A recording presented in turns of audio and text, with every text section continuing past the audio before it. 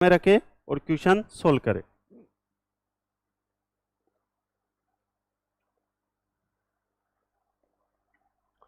देखिएगा, the present age of Bob is equal to Abby's age 8 years एगो।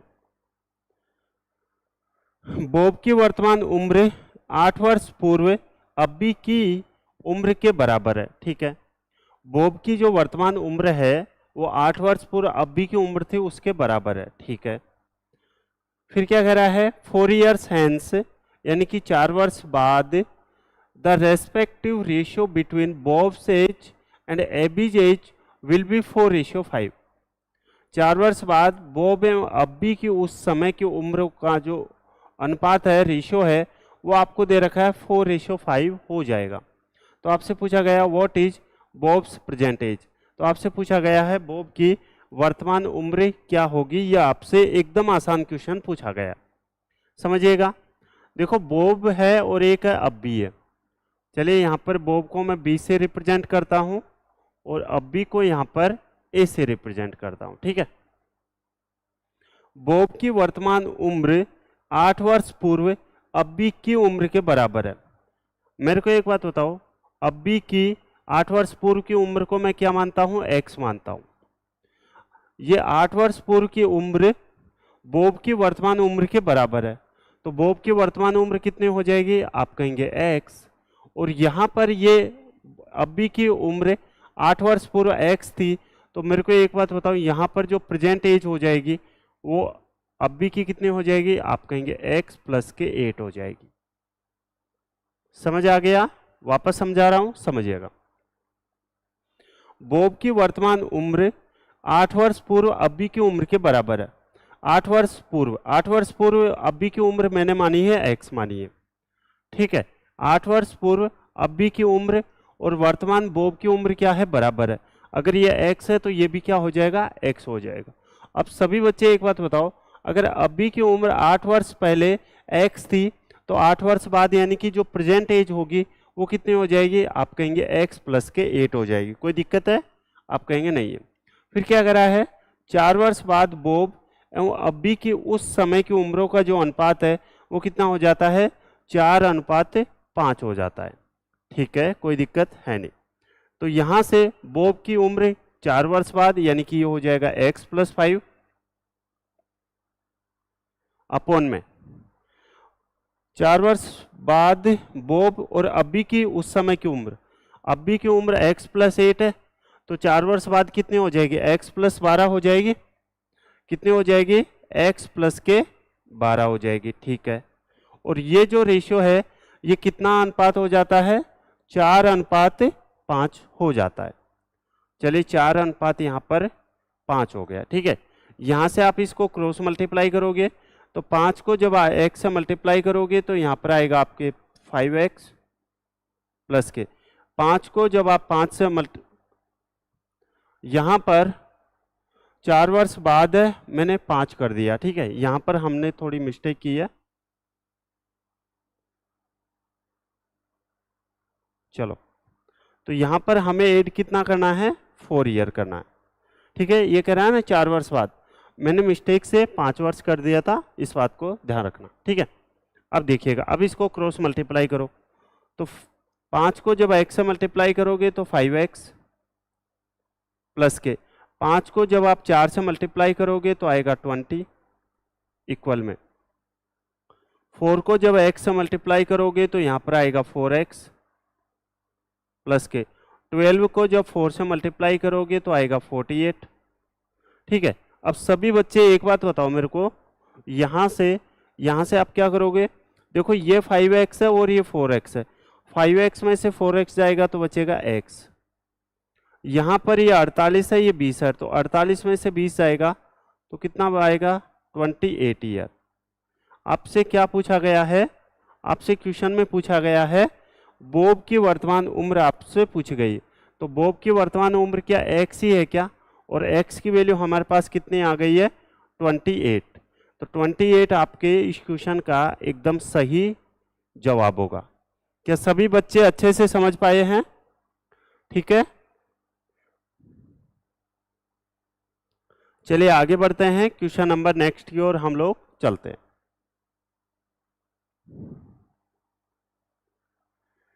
Next question है, the ratio of milk and water in a vessel is 13:11। एक बर्तन में दूध और पानी का अनुपात कितना है? 13:11 है। If 48 litre of mixture is taken out, यदि मिश्रण से 48 लीटर मिश्रण निकाल कर and 81 litre water is added, और इसमें 81 लीटर पानी मिलाया जाता है, तो then ratio of milk and water becomes 7:8। तो दूध और पानी का जो अनुपात है वो कितना हो जाता है? 7:8 हो जाता है। आपसे पूछा गया है find quantity of milk in initial mixer. प्रारंभिक मिश्रण में दूध की मात्रा आपसे पूछा गया है। समझिएगा ध्यान से, ठीक है। यहां पर यदि मिश्रण में हमें पता नहीं है कि मिश्रण है कितना, टोटल मिश्रण का हमें पता नहीं है। ये कह रहा है यदि मिश्रण से 48 लीटर मिश्रण निकाला जाता है, अगर 48 लीटर मिश्रण निकाला जाता है, ठीक है, और उसके बाद में रेशियो इतना हो जाता है, ध्यान रखना मिश्रण से हम लोग कुछ भी क्वांटिटी निकालते हैं, ठीक है, तो रेशियो पर कोई फर्क नहीं पड़ता है। फिर से कह रहा हूं, मिश्रण से मान लीजिएगा 500 लीटर है, 600 लीटर है, हमें नहीं पता कि कितना है, हम x मानते हैं, ठीक है, टोटल मिश्रण x मानते हैं, उसमें से कितना भी लीटर मिश्रण निकाला जाए, ठीक है, तो रेशियो पर कोई फर्क नहीं पड़ेगा। इस बात को आप लोग ध्यान रखना, ठीक है। तो चलिए यहां पर आते हैं क्वेश्चन पर। एक बर्तन में दूध और पानी का अनुपात कितना है? 13:11 है। तो यहां पर मिल्क और यहां पर हो जाएगा वाटर, ठीक है। यहां पर मिल्क हो जाएगा और यहां पर क्या हो जाएगा बेटा?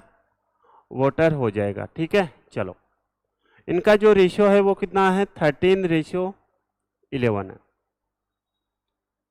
चले मैंने यहां पर 13:11। यदि मिश्रण से 48 लीटर मिश्रण निकालकर, अब जो मिश्रण निकाला जाता है ना, आप क्या करोगे? पहले ही वो निकाल दो, ठीक है, यानी कि माइनस के 48 पहले ही हम लोगों ने निकाल दिया, मिश्रण को हम लोगों ने पहले ही निकाल दिया। अब जो बाकी का बचा मिश्रण, उसका रेशियो कितना है? 13:11, ठीक है। यहाँ पर रिमेनिंग का जो रेशियो है वो कितना है? 13:11 है, ठीक है। यदि मिश्रण से 48 लीटर मिश्रण निकाल लिया जाता है, ठीक है, मैंने निकाल दिया, इसमें 81 लीटर पानी मिलाया जाता है। क्या मिलाया जाता है बेटा? 81 लीटर पानी मिलाया जाता है। तो ये वाटर है, ये मिल्क है, तो पानी मिलाया जाता है, यानी कि 81 मिलाया जाता है, ठीक है। और रेशियो कितना हो जाता है? 7:8 हो जाता है। कितना हो जाता है बेटा? 7:8 हो जाता है, ठीक है। अब सबसे पहले तो आपको क्या चेक करना होता है कि इन दोनों का जो डिफरेंस है वो सेम है क्या? 11 में और 8 में, ठीक है। या फिर आप ऐसे करो, यहाँ पर क्या मिलाया गया है? वाटर मिलाया गया, यहाँ पर पानी मिलाया गया है। अगर पानी मिलाया गया है तो क्या मिल्क की जो क्वांटिटी है वो क्या सेम होनी चाहिए क्या? ठीक है ना। इसमें अगर पानी मिलाया गया है तो मिल्क की क्वांटिटी हम लोग सेम करेंगे, और अगर यहाँ पर मिल्क मिलाया जाता है यानी कि दूध मिलाया जाता, तो हम लोग वाटर की क्वांटिटी सेम करते हैं, ठीक है। तो चलिए पहले इसको सेम करते हैं। तो यहाँ पर हो जाएगा मिल्क और ये हो जाएगा वाटर, ठीक है। ये 13 है और ये 7 है, तो आप क्या करोगे? 13 को 7 से मल्टीप्लाई कर दो और 7 को 13 से मल्टीप्लाई कर दो। तो यहाँ पर तो कितना आ जाएगा? 91, और यहाँ भी कितना आ जाएगा? 91, ठीक है।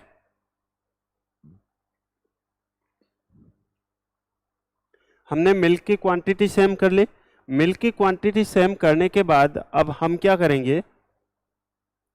यहाँ पर किससे ऊपर संख्या किससे मल्टीप्लाई किया? 7 से, तो 7 से 1 को तो करेंगे नहीं, दोनों को ही करेंगे, यानी कि 7 को 13 से भी मल्टीप्लाई किया 91। अब 7 को 11 से मल्टीप्लाई करेंगे तो कितना आ जाएगा? आप कहेंगे 77 आ जाएगा, ठीक है। चलो यहाँ से नीचे मल्टीप्लाई किया है वो 13 को, 7 को 13 से, तो 13 को भी किससे? 8 से मल्टीप्लाई करने गए, यानी कि 13 8 कितना होता है? 104 होता है। और इसमें कितने लीटर पानी मिलाया गया है 81 लीटर। अब सभी बच्चे एक बात बताना मेरे को पहले जो यहाँ पर वाटर की जो क्वांटिटी थी, यानी कि जो वाटर था वो था 77 लीटर, और अब जो वाटर है वो हो गया है 104 लीटर। ये 77 से 104 लीटर इतना गैप क्यों आया? तो आप कहेंगे ये गैप इसलिए आया है क्योंकि हम लोगों ने वाटर यहाँ पर 81 लीटर मिला दिया गया। ठीक है, तो यहाँ से, हाँ सभी को हेलो भाई।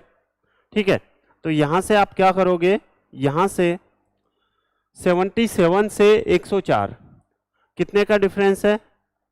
तो आप कहेंगे यहाँ पर 14 में से 7 जाएगा तो 7। ठीक है, और यहाँ से 9 में से 7 जाएगा तो 2, यानी कि 27 की वैल्यू 81 है, तो 1 की वैल्यू कितनी आ जाएगी? आप कहेंगे 3 आ जाएगी। 1 की वैल्यू कितनी आ जाएगी बेटा? 1 की वैल्यू 3 आ जाएगी।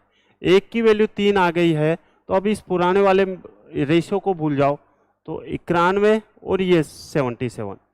टोटल पहले जो मिक्सर था वो कितना था? तो 91 तो ये था और 77 ये था, तो 91 और 77 कितना हो जाएगा? तो आप कहेंगे ये हो जाएगा 7 और 1 8, 9 और 7 16, यानी कि 168। 168 1 की वैल्यू है, तो 3 की वैल्यू कितनी हो जाएगी? 3 से मल्टीप्लाई कर देंगे, तो ये कितना हो जाएगा? 8 3 24, ठीक है, 6 3 18 और 2 20, ठीक है, और 3 और 2 5। ये 504 मिक्सर कब का है? ये 504 मिक्सर आया है, 504 लीटर मिक्सर कब का आया है? ये आया है माइनस के 48 करने के बाद में, यानी कि इसमें अगर हम लोग 48 और ऐड कर दे तो क्या टोटल मिक्सर आ जाएगा? आप कहेंगे बिल्कुल आ जाएगा। ठीक है, तो ये कितना आ जाएगा? 552। 552 यहाँ पर टोटल मिक्सर आ गया। अब टोटल मिक्सर आपसे क्या पूछा गया है? प्रारंभिक मिश्रण में दूध की मात्रा। मुझे सभी बच्चे एक बात बताओ, क्या आप लोग 552 को 13:11 में नहीं बांट सकते क्या? ठीक है, 552 को आप लोग 13:11 में बांट सकते हैं, बिल्कुल बांट सकते हैं। तो आप क्या करोगे, यहाँ पर 552 अपॉन में टोटल के नीचे रेशियो का टोटल 13 और 11 कितना हो जाएगा? आप कहेंगे 24 हो जाएगा। ठीक है, और मल्टीप्लाई किससे कर देंगे? क्या पूछा आपसे? दूध की मात्रा, तो दूध की मात्रा के लिए किससे मल्टीप्लाई कर देंगे? 13 से। और अगर यहाँ से ये वाटर के लिए पूछे तो वाटर के लिए किससे मल्टीप्लाई कर देते हैं हम लोग? 11 से। ठीक है, आया किसी का आंसर? नहीं आया होगा, है ना। चलिए इसको सोल्व करते हैं। ठीक है ना,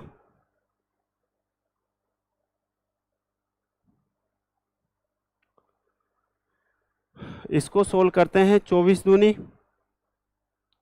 48, ठीक है, 24 दूनी 48, बचे कितने? 7 और ये 2, और 24 ते कितने होंगे? 72। ठीक है, 23 इंटू 13, तो 13 ते कितने होंगे? 39, कैरी 3, और 13 दूनी 26 और 3 29। 299 आया क्या आंसर किसी का? तो यानी कि यहाँ पर जो दूध की पहले प्रारंभिक मात्रा थी वो कितनी थी? 299 लीटर थी। बताओ समझ आया क्या? ठीक है, ये क्वेश्चंस हम लोग पहले भी कई बार कर चुके हैं, ठीक है ना, तो देख लेना एक बार और आप लोग। यहाँ पर कुछ नहीं करना, मैं फिर से समझाने की कोशिश कर रहा हूँ। दूध और पानी का अनुपात 13:11 है। पानी 81 लीटर मिलाया जाता है। अगर पानी मिलाया जा रहा है तो हम लोग मिल्क की क्वांटिटी सेम करेंगे, यानी कि दूध की, और अगर यहाँ पर दूध मिलाया जाता तो हम लोग यहाँ पर वाटर की क्वांटिटी सेम करते। यहाँ पर मैंने क्वांटिटी सेम की है। यहाँ पर 27 की वैल्यू 81 है, तो 1 की वैल्यू 3 है, तो यहाँ पर जो रिमेनिंग है वो कितना आ जाएगा? 91 और 77, ये हो जाएगा 168। 168 1 की वैल्यू, तो 3 की वैल्यू 504। 504 तो वो आया है जो बचा हुआ मिश्रण है। फिर ठीक है, हम लोगों ने पहले 48 लीटर निकाल भी दिया था, यानी कि 552। 552 को हम लोग किस में डिवाइड कर देंगे? 13:11 में। उम्मीद है आप सभी अच्छे से समझ पाए होंगे। नेक्स्ट क्वेश्चन है आपका एवरेज से, ठीक है। देखिएगा, आउट ऑफ 6 पर्सन्स, 6 व्यक्तियों में से 5 persons spend 32 each for their meal, ठीक है। 6 व्यक्तियों में से 5 व्यक्ति प्रत्येक खाने पर 32 रुपए खर्च करता है, ठीक है, कोई दिक्कत है नहीं। The sixth one spend 80 more than the average expenditure of all the 6। 6वां जो व्यक्ति है वो सभी का औसत की अपेक्षा 80 रुपए ज़्यादा खर्च करता है। The total money spent by all of them was, तो आपसे पूछा गया है सभी व्यक्तियों द्वारा खर्च कुल धनराशि बताइए, ठीक है। देखिएगा, समझिएगा ध्यान से।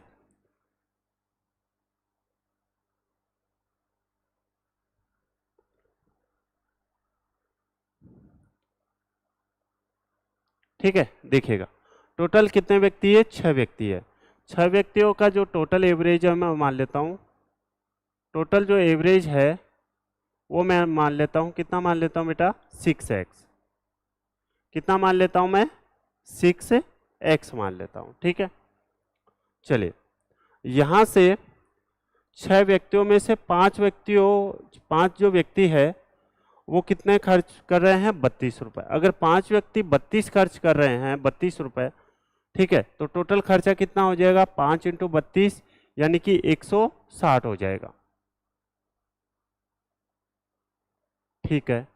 ये तो 5 व्यक्ति हो गए, टोटल 6 व्यक्ति है, ठीक है। और जो छठा व्यक्ति है वो 80 रुपए ज़्यादा, यानी कि मैं इसको x + 80 लिख सकता हूँ, ठीक है। और ये जो एवरेज है ये 6 व्यक्तियों का है, और 6 व्यक्तियों के एवरेज मैंने कितना माना है? 6x माना है। बताओ सही है क्या? ठीक है, तो यहाँ से 160 और 80 कितना हो जाएगा? 240। कितना हो जाएगा बेटा? 240 हो जाएगा। बराबर में ये 6x में से जब x जाएगा तो कितना बचेगा? 5x। अगर 5x इक्वल में 240 है तो x की वैल्यू कितनी आ जाएगी? आप कहेंगे 48। यहाँ पर x की वैल्यू अगर 48 आ गई है, ठीक है, तो टोटल एवरेज कितना हो जाएगा? आप कहेंगे इसको मल्टीप्लाई कर देंगे 48 को 6 से, तो ये कितना हो जाएगा? 8 × 48 कैरी 4 और 6 × 24। क्या 288 सभी का आंसर आया है क्या? ऑप्शन नंबर बी 288 आया किसी का आंसर? ठीक है, जहां कहीं भी आपको डाउट लगे आप लोग पूछ लेना, ठीक है ना, लेकिन हाँ समझने की पूरी कोशिश करना, ठीक है। इसका सेकंड मेथड क्या हो सकता है वो भी आप लोग देख लीजिएगा। देखिएगा, मैं कंसेप्ट वो ही सिखाता हूं जो आप लोग एग्जाम में अप्लाई कर पाए, ठीक है ना, हर कुछ ही मैं आपको नहीं सिखाता। यहाँ पर टोटल एवरेज आप लोग कितना मानेंगे? वही 6, ठीक है, 6x, ठीक है। पहले जो एवरेज था वो खर्च कितने कर रहे थे? 32 रुपए, ओके। 32 रुपए खर्च कौन कर रहे हैं? 5 व्यक्ति। जो नया व्यक्ति है 1 2 3 4 कुछ कितने भी हो सकते हैं, ठीक है, नया व्यक्ति जो खर्च कर रहा है वो मान लेता हूं मैं 100 रुपए कर रहा है, ठीक है। और जो 6 नंबर का यानी कि जो व्यक्ति है वो कितना खर्च कर रहा है? आप कहेंगे x + के 80 कर रहा है। कितना कर रहा है बेटा? x + के 80 कर रहा है, ठीक है। कितना कर रहा है? x + के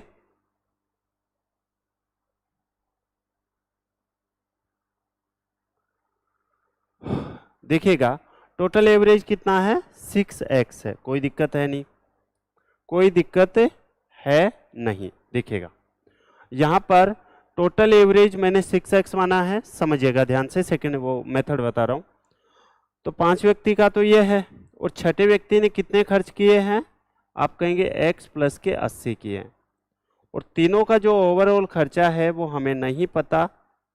और यहाँ से सभी बच्चे एक बात बताओ, ये जो 32 रुपये खर्च किए हैं ये कितने लोगों ने किए हैं, ये किए हैं ये 5 लोगों ने, ठीक है, ओके। और ये x प्लस 80 कितने लोगों ने खर्च किया है, आप कहेंगे एक व्यक्ति ने, यानी कि 6 नंबर व्यक्ति ने, ओके। अब आप यहाँ से इसको सोल्व करेंगे तो देखो यहाँ पर इसको x मान लो हम लोग, ठीक है, यहाँ पर इसको x मान लेते हैं। यहाँ पर जब हम इसको x मानेंगे तो x से 80, यहाँ पर क्या बचेगा 80, यानी कि 80 की वैल्यू अगर 5 है तो 1 की वैल्यू कितनी हो जाएगी, आप कहेंगे 16। कितनी हो जाएगी बेटा, 1 की वैल्यू हो जाएगी यहाँ पर 16। तो x की वैल्यू यहाँ पर कितनी आ जाएगी, x की वैल्यू आ जाएगी 16, इसमें a और ऐड कर देंगे तो 32 और 16 कितना हो जाएगा यहाँ पर 48। 1 की वैल्यू अगर 48 है तो 6x की वैल्यू कितनी आ जाएगी, तो 6 को 48 से मल्टीप्लाई कर दो, आंसर कितना आ जाएगा 288। तरीके बदलने से आंसर नहीं बदलते हैं, इस बात को आप लोग ध्यान रखना, ठीक है। चलिए आगे बढ़े हम लोग। ये DI का क्वेश्चन है, समझने की आप लोग कोशिश कीजिएगा। देखो क्वेश्चन है आपके सामने, the number of employees in a department B, विभाग बी में कर्मचारियों की संख्या B is what % of the total number of employees working in department D and E।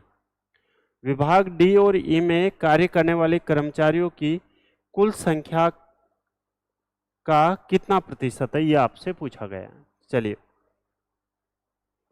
देखो यहाँ पर जो टोटल कर्मचारी है, टोटल नंबर ऑफ एम्प्लॉइज है वो 3000 है। लेकिन अगर आप मेरी रेगुलर क्लासेज देख रहे हैं, ठीक है, तो मैं आपसे एक ही कहता हूँ, ठीक है, कि अगर परसेंटेज में क्वेश्चन पूछा गया है, ठीक है, तो हम लोग रियल वैल्यू का यूज नहीं करेंगे, ठीक है ना। अगर क्वेश्चन परसेंटेज में पूछा जा रहा है तो हम लोग रियल वैल्यू को यूज नहीं करने वाले, ठीक है। चलो विभाग बी में कर्मचारियों की संख्या कितनी है, तो विभाग बी में है 73.8 है, 73.8 है, ठीक है। और यहाँ पर डी और ई में, तो डी में कितना है, डी में है यहाँ पर 57 और यहाँ पर है 97। डी में तो है 57 और ई में है कितना है 93 है, ठीक है। चलिए इसको प्लस कर देते हैं तो ये कितना हो जाएगा 9 और 5 14 और 1 15, यानी कि ये हो जाएगा 150, ठीक है। कितना हो जाएगा बेटा 150 हो जाएगा, ठीक है। अब आपसे कुछ नहीं पूछा, बस आपसे ये पूछा है ये 73.8 है, ये 150 का कितना प्रतिशत है, तो 73.8 है, ये 150 का कितना प्रतिशत है ये आपसे पूछा गया, ठीक है। यहाँ से ये पॉइंट हटेगा, ये 0 लग जाएगा और ये 2 0 यहाँ से कट जाएगा, ठीक है। चलो यहाँ से अगर मैं सोल्व करना चाहूँ तो 15 चौके 60 आ जाएगा, ठीक है। 15 चौके 60 बचे 138 बचे, तो 15 नाम कितने होते हैं 135, बचे कितने 3, कितने बचे 3, और 3 के 0 लगाते ही 15 में 2 का 30 में भाग देंगे तो आएगा 2। क्या सभी बच्चों का जो आंसर है वो क्या 49.2% आया है, क्या कितना आ जाएगा 49.2%। क्वेश्चन नंबर नेक्स्ट,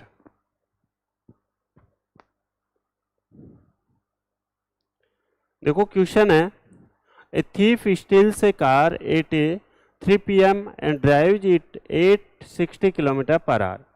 एक चोर शाम 3 बजे एक कार को चोरी करके 60 किलोमीटर प्रति घंटे की चाल से भागता है, ठीक है, कोई दिक्कत है नहीं।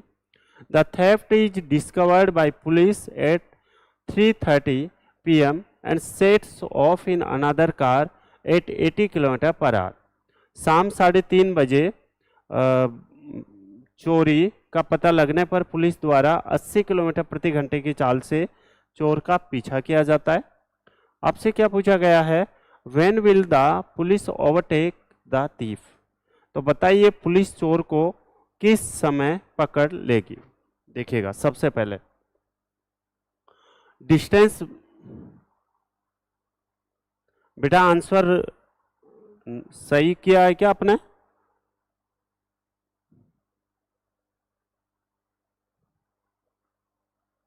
बी में कर्मचारियों की संख्या विभाग डी और में कार्य करने वाले कर्मचारियों की कुल संख्या की कितने प्रतिशत है? बेटा ऑप्शन नंबर डी आएगा, ठीक है ना? ठीक है, ऑप्शन नंबर डी ही आएगा, 49.2%।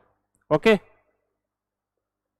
चलिए देखो डिस्टेंस बराबर जो होता है वो होता है स्पीड इनटू टाइम। डिस्टेंस बराबर क्या होता है बेटा? डिस्टेंस बराबर होता है स्पीड इनटू टाइम। और कभी अगर आपको स्पीड निकालनी हो तो हम क्या कर देंगे? डिस्टेंस में टाइम का भाग देंगे। और कभी आपको अगर टाइम चाहिए तो डिस्टेंस में किसका भाग देंगे? स्पीड का भाग। ठीक है, और कल मैंने आपको सिखाया था अगर सेम डायरेक्शन में दो वस्तु जा रही है, ठीक है, सेम डायरेक्शन में दो गाड़ियां जा रही है तो उसकी जो रिलेटिव स्पीड है वो हम लोग माइनस करते हैं। और अगर कभी अपोजिट डायरेक्शन में अगर कोई गाड़ियां जा रही है, दो गाड़ियां, तो रिलेटिव स्पीड को हम लोग प्लस करते हैं। ओके, चले अब क्वेश्चन पे आते हैं।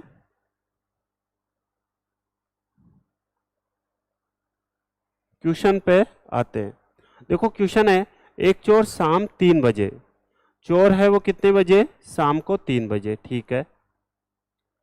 शाम को 3 बजे एक कार को चोरी करके 60 किलोमीटर प्रति घंटे की चाल से, 60 किलोमीटर प्रति घंटे की चाल से, ठीक है, भागता है। शाम को 3:30 बजे पता लगता है पुलिस को। कितने बजे लगता है? 3:30 बजे, ठीक है।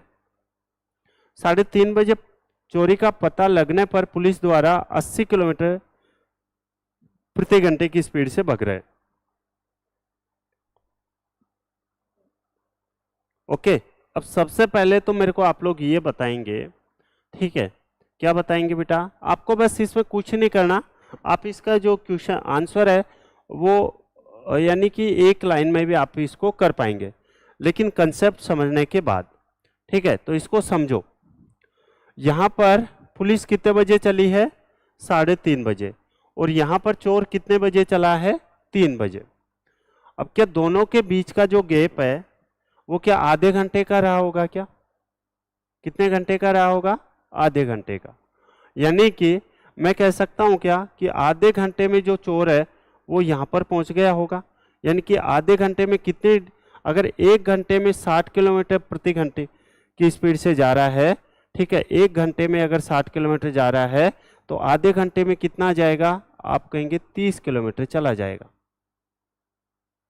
30 किलोमीटर पर इसका जो टाइम होगा वो भी कितना हो जाएगा? 3:30 PM। क्या समझ आ रहा है? वापस समझा रहा हूं, समझिएगा।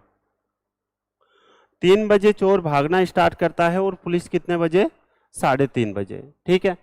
मेरे को एक बात बताओ, ये जो चोर है ये क्या आधे घंटे ज्यादा चला है क्या? अगर आधे घंटे ज्यादा चला है तो ये 3:30 तक कितनी डिस्टेंस कवर कर लेगा? अगर एक घंटे में 60 किलोमीटर तो आधे घंटे में 30 किलोमीटर। अब देखिएगा यहाँ से आपको ये समझाना चाह रहा हूँ, यहाँ पर चोर का भी टाइम फिक्स हो गया है और यहाँ से पुलिस का भी टाइम फिक्स हो गया।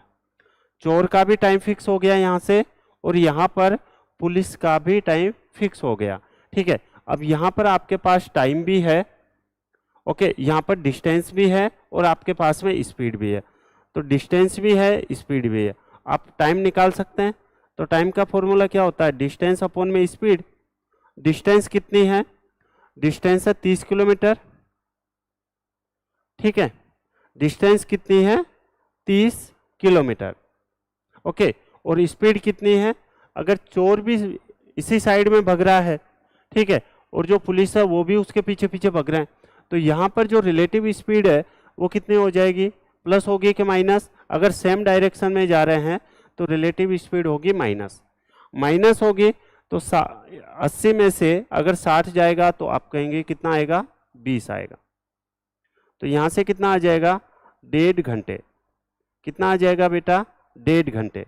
अब 1.5 घंटे को कई बच्चे यहाँ भी परेशान होते हैं, ठीक है, कि हम लोग फर्स्ट वाले टाइम में जोड़े या फिर लास्ट वाले टाइम में। तो हमेशा ध्यान रख लो, याद कर लो, कुछ भी कर लो, ठीक है, कि यहाँ पर ये जो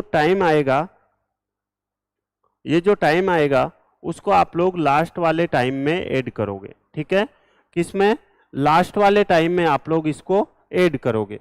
तो लास्ट वाला टाइम कितना है, 3.5 ये है और 1.5 घंटे ये है। तो 3.5 में आप लोग कितना ऐड कर देंगे, 1:30। तो आपका आंसर कितना आ जाएगा, क्या 5 PM आएगा क्या? ऑप्शन नंबर कौन सा हो जाएगा, ए। उम्मीद करता हूं आप सभी को अच्छे से समझा पाया होगा, ठीक है। जब आप एग्जाम में करेंगे तो इसका 30 मिनट का टाइम निकालना, डायरेक्ट माइंड में कैलकुलेट हो जाएगा अगर आप इसी अच्छी स्पीड करेंगे तो, ठीक है। 30 किलोमीटर और 30 किलोमीटर में जो स्पीड है वो कितनी है, तो वो स्पीड है यानी कि दोनों का डिफरेंस। और ये क्वेश्चंस आपके एग्जाम्स में आते हैं, ठीक है। चलिए आजाद सही आंसर क्या करो भाई, ठीक है। आजाद सही आंसर आप क्या करो। अगर आपको कहीं भी डाउट लगे तो आप लोग पूछ लिया करो, ठीक है। एक तो आप लोग पूछते और नहीं है। चलिए क्वेश्चन नंबर नेक्स्ट। इन ए triangle PQR, triangle P 90 degree, यानी कि एक राइट एंगल ट्रायंगल है, समकोण ट्रायंगल है, ठीक है, समकोण त्रिभुज है। S and T are the mid point of sides PR and PQ। S और T क्रमशः भुजा PR और PQ के मध्य बिंदु है। आपसे पूछा गया what is the value of RQ² upon QS का होल स्क्वायर प्लस RT का होल स्क्वायर। चले सोल्व करो, आंसर दो। हाँ बिल्कुल, लेकिन कोई ना, अभी गलत, अभी आप लोग रॉन्ग कर सकते हैं, लेकिन एग्जाम में आप लोग रॉन्ग मत करना, ठीक है। चलिए रेगुलर रहना, ये भी आपका प्रॉब्लम सोल्व हो जाएगी। आपको पता चलेगा कि आपने कहाँ पर मिस्टेक की है, ठीक है, लेकिन रेगुलर तो रहना पड़ेगा। चलिए मैं एक राइट एंगल ट्रायंगल बनाता हूं आपको समझाने के लिए। चलिए ये एक राइट एंगल ट्रायंगल बनाया मैंने, और यहाँ पर एंगल P है, वो कितना है, 90 डिग्री है, यानी कि ये, और इसको नाम दिया गया है P नाम दिया गया है, और ये है 90 डिग्री है, ठीक है। S और T, तो ये P, ठीक है, PR, P, ये हो जाएगा Q, और ये क्या हो जाएगा बेटा, R हो जाएगा, ठीक है। ये क्या हो जाएगा, P, Q और R। क्या सही है क्या, ठीक है ना। चलो यहां से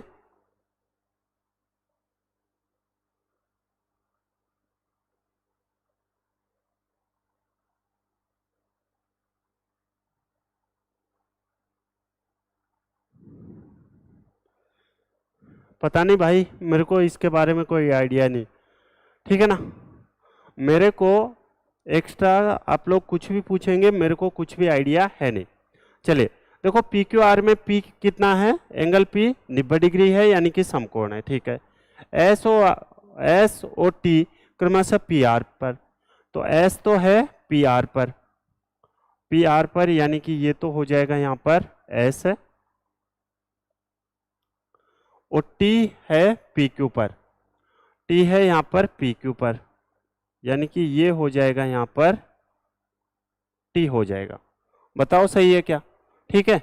चलो तो आपको कुछ नहीं करना, इसको यहाँ से यहाँ मिलाना होता है, ओके, और इसको यहाँ से और यहाँ से मिलाना होता है, ठीक है भाई, ठीक है। यहाँ तक किसी को कोई डाउट है? देखो यार डायग्राम तो आपको बनाना ही पड़ेगा, ठीक है ना, और तो कोई चारा है नहीं अपने पास। चलिए अब देखो यहाँ से आपको एक थ्योरम याद है तो ही आप इस क्वेश्चन को कर पाएंगे, अदरवाइज इस क्वेश्चन को आप लोग छोड़ के आओगे, ठीक है। थ्योरम क्या होती है, थ्योरम वो होती है बेटा, यहाँ पर QS का होल स्क्वायर प्लस RT का होल स्क्वायर, क्यू एस कौन सा, क्यू और एस का whole square plus R T का होल स्क्वायर, यानी कि क्यू एस का होल स्क्वायर, यहां पर क्यू एस का होल स्क्वायर प्लस के यहां पर क्या हो जाएगा, आर टी का होल स्क्वायर, इक्वल में होता है 5/4, 5/4 किसके इक्वल में हो जाएगा, आर क्यू के स्क्वायर के बराबर में। ये आपको अगर थ्योरम आती है तो आप इस क्वेश्चन को इजीली कर पाएंगे, अगर थ्योरम आपको नहीं आती है तो आप इस क्वेश्चन को 100% छोड़ के आओगे। ठीक है, चलो तो यहां से हम इसको अब सोल्व कर लेते हैं। क्यू एस का होल स्क्वायर इक्वल में क्यू एस का होल स्क्वायर, क्यू एस कौन सा, क्यू एस का whole square plus R T का होल स्क्वायर इक्वल में होता है 5/4 आर क्यू का होल स्क्वायर। ठीक है, चलो आपसे क्या पूछा गया है, आर क्यू का होल स्क्वायर, तो यहां पर R Q whole square upon में क्यू एस का whole square plus R T का होल स्क्वायर, क्यू एस का whole square plus R T का होल स्क्वायर की वैल्यू क्या है, यहाँ पर 5/4 आर क्यू स्क्वायर लिख देता हूँ मैं, 5/4 आर क्यू स्क्वायर। ठीक है, तो आर क्यू स्क्वायर से आर क्यू स्क्वायर कट गया, तो यहाँ से आपका आंसर कितना आ जाएगा, 4/5 आ जाएगा। कितना आ जाएगा बेटा, 4/5, ऑप्शन नंबर डी। जहां कहीं भी आपको डाउट लगे आप लोग पूछ लिया करो, ठीक है ना। चलिए आगे बढ़े हम लोग। ये तो एक थ्योरम है, ये आपको याद करना पड़ेगा कि यहाँ पर क्यू एस का whole square plus R T का होल स्क्वायर इक्वल में होता है 5/4 आर क्यू का होल स्क्वायर। ठीक है, क्वेश्चन से देखो सभी तरीके के आएंगे। ठीक है, और जितने भी थ्योरम होती है वो सभी मैं आपको यहाँ पर कंप्लीट करवा दूंगा, तो आपको टेंशन लेने की जरूरत है नहीं। चलिए आगे। अब देखो ये आ गया है आपका रेडियन, तो रेडियन का मतलब ये है कि आपका हाइट एंड डिस्टेंस चैप्टर है वो कंप्लीट हो चुका है। ठीक है, क्योंकि क्लास आज हमारी 48 है, तो क्वेश्चंस का टाइप भी हम लोग चेंज करते हैं। ठीक है ना, तो हाइट एंड डिस्टेंस में हमने करीब करीब यानी कि 45+ क्वेश्चंस कर चुके हैं। ठीक है, और 45 क्वेश्चन से मोर देन सफिशियंट है। ठीक है, चलो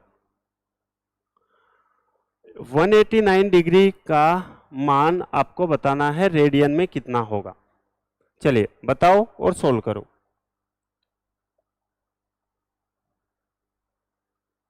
ठीक है,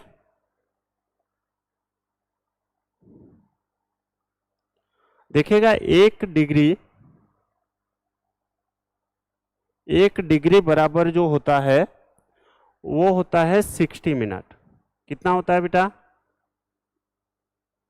1 डिग्री बराबर होता है 60 मिनट होता है। ठीक है, और 1 मिनट में यहाँ पर मिनट से उसमें होता है 60 सेकेंड, और सेकेंड को हम लोग ऐसे डिनोट करते हैं। ठीक है, और यहाँ से मेरे को सभी बच्चे एक बात बताओ, 1 डिग्री में कितने सेकेंड होते हैं, तो आप कहेंगे 1 डिग्री में हो जाएंगे 3600 सेकेंड। क्या सही है क्या, कितने हो जाएंगे बेटा, 3600 सेकेंड हो जाएंगे। ओके, चलिए ये भी ठीक है। और यहाँ पर 1 डिग्री में जो होता है वो होता है π/180 रेडियन। 1 डिग्री में π/180 रेडियन होता है। ठीक है, तो आपसे क्या पूछा गया है, आपको डिग्री का मान रेडियन में कितना होगा, तो डिग्री का मान ये दे रखा है, रेडियन पूछा है, यानी कि 189 इंटू कितना हो जाएगा, π/180। ठीक है, तो यहाँ से इसको 20 से काट देते हैं, सॉरी 20 से नहीं 9 से, तो 9 से ये 20 बार कटेगा और ये कितने बार कटेगा, 21 बार, तो 21/20 21 π/20। ऑप्शन नंबर कौन सा हो जाएगा, ए। एकदम सिंपल सा क्वेश्चन है ये तो। ठीक है ना, चलिए ये क्वेश्चन आ गया है आपका एलसीएम एचसीएफ से। ठीक है, find the list perfect square which is completely divisible by 8, 9 और 12, 8, 9 और 12।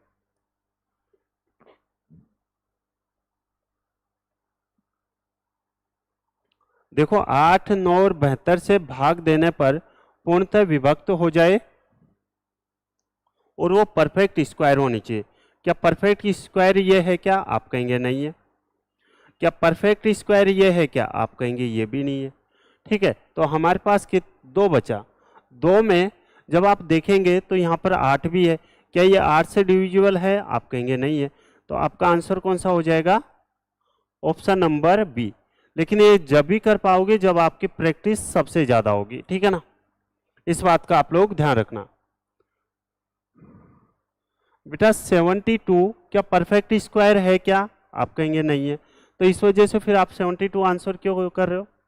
अगर यहाँ पे ये होता कि पूर्णतः विभक्त हो जाए और ये वाली लाइन नहीं होती, ठीक है, ये वाली अगर लाइन नहीं होती फिर भी हम आपका आंसर मान सकते थे 36 वो 72। लेकिन यहाँ पर पूर्ण स्क्वायर होना चाहिए। क्या पूर्ण स्क्वायर 72 है क्या? है क्या 72? नहीं है ना। तो फिर आप कैसे मतलब 72 आंसर कर रहे हैं? ठीक है, अब देखिएगा ये तो हो गया है आपका। जरूरी थोड़ा ना कि आपको ऑप्शन एलिमिनेशन से ही कर पाए। ठीक है, उसका एक और तरीका बताता हूँ, यानी कि बेसिक वाला, क्योंकि बेसिक तो हम लोग पढ़ते ही पढ़ते हैं। मैं आपको वही तरीका बताता हूँ जो आप एग्जाम में कर पाएंगे। देखो यहाँ पर 2, 9 और 12 है, तो यहाँ पर 2 की सबसे बड़ी पावर कितनी हो जाएगी? आप कहेंगे 2 की पावर क्यूब। ठीक है, यहाँ से 3 का स्क्वायर। ओके, यहाँ पर 3 भी है और 4 भी है, कोई दिक्कत है नहीं। तो ये कितना हो जाएगा? 2 की पावर 8। 2 का क्यूब कितना होता है? 8 होता है। और यहाँ पर 3 का स्क्वायर कितना होता है?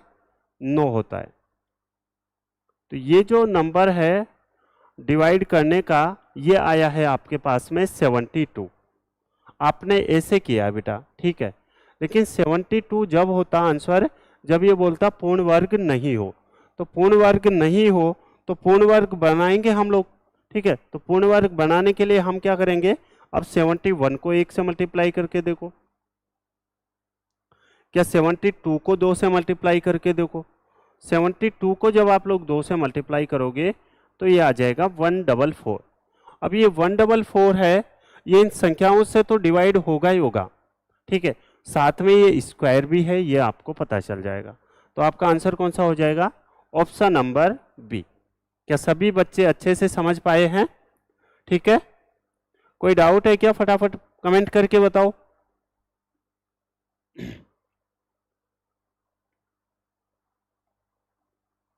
अब देखो मैं कम से कम 10 से 15 दिन हो गए, ठीक है, केवल और केवल रोम्बस के ही क्वेश्चंस करवा रहा हूं। ठीक है, रोम्बस के ही मैं आपको क्वेश्चंस करवा रहा हूं। फिर बाद में वो टॉपिक चेंज कर देंगे। ठीक है, चलो। A rhombus of area 250 centimetre square and one diagonal is 2 times of other diagonal, find the length of largest diagonal. इससे सिंपल क्वेश्चन हो ही नहीं सकता। ठीक है, अगर रेगुलर क्लासेज देख रहे हैं तो इससे सिंपल क्वेश्चन हो नहीं सकता, और अगर नहीं आता है तो इससे मुश्किल क्वेश्चन हो ही नहीं सकता। ठीक है,